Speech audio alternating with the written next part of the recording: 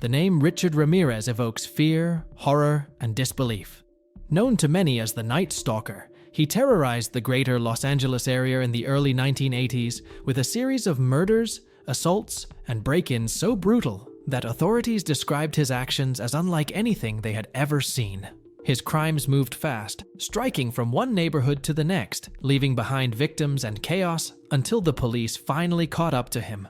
But before Ramirez became one of the most infamous serial killers in American history, his life had already been shaped by violence, trauma, and twisted influences.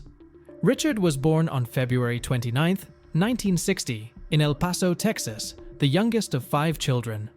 His parents had moved from Mexico seeking better opportunities, with his father taking a job on the Santa Fe Railroad. Julian Ramirez, Richard's father, had a short temper and often resorted to physical violence when angered.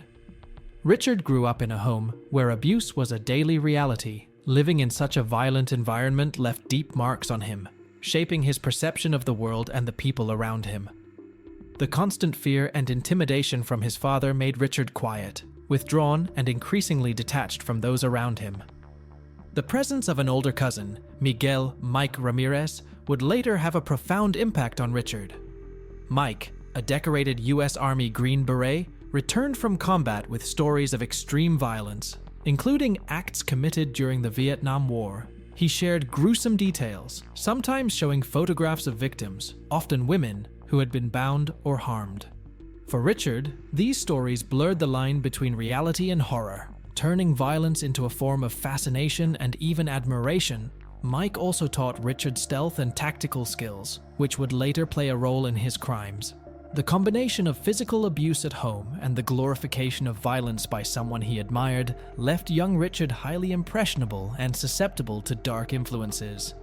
By the age of 13, Richard had already witnessed unspeakable violence. One of the most pivotal moments came when he saw his cousin shoot his wife in cold blood during a domestic dispute. Instead of intervening, Richard observed silently, absorbing the scene. The trauma and exposure to death at such a young age cemented a sense of detachment from human life, creating a dangerous emotional void. After the murder, Mike was arrested and sent to prison, leaving Richard once again isolated, disconnected from family and peers alike. Seeking refuge, Richard moved in with his older sister, Ruth, and her husband, Roberto. While Ruth wanted to protect him from their father, Roberto was far from a positive influence. He engaged in voyeurism, sneaking around neighborhoods at night to spy on women. Richard began accompanying him on these excursions, learning to manipulate situations and hide from detection. What was meant to be a safe haven instead introduced Richard, reinforcing the thrill he found in secrecy, spying, and breaking rules. During this period, Richard also began experimenting with drugs. He used marijuana and LSD, which fueled his fascination with dark practices and rebellious behavior.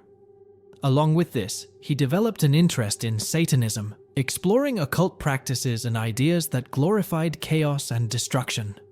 The combination of drugs, exposure to criminal behaviors, and fascination with evil shaped his worldview, creating a foundation for the horrors he would later commit. The influence of his cousin resurfaced in 1977, when Mike was released from prison. Despite having murdered his wife years earlier, Mike became a central figure in Richard's life once again. Between the lessons from Mike and Roberto, Richard's ideas of morality, power, and success became increasingly twisted. Unlike most teenagers, he did not aspire to a conventional career or education. Small acts of theft, spying, and breaking the law setting him on a path toward far darker ambitions. By the late 1970s, Richard had begun committing petty crimes. He stole from local stores, spied on neighbors, and tested the limits of law enforcement. Early arrests for juvenile offenses and drug possession gave him experience with the justice system, though they did little to deter him. Rather than feeling remorse, he learned to manipulate situations and avoid long-term consequences, further fueling his confidence in criminal behavior. Moving to California in the early 1980s marked a turning point. Richard's criminal activity escalated rapidly, transitioning from theft and petty crimes to violence and murder. His first known murder occurred in 1984, when a young girl staying at a San Francisco hotel was attacked in a basement.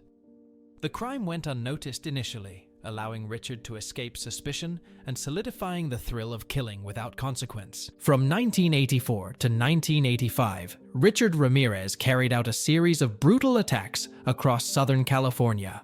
Homes were broken into at night, victims were assaulted or murdered, and neighborhoods were left in terror.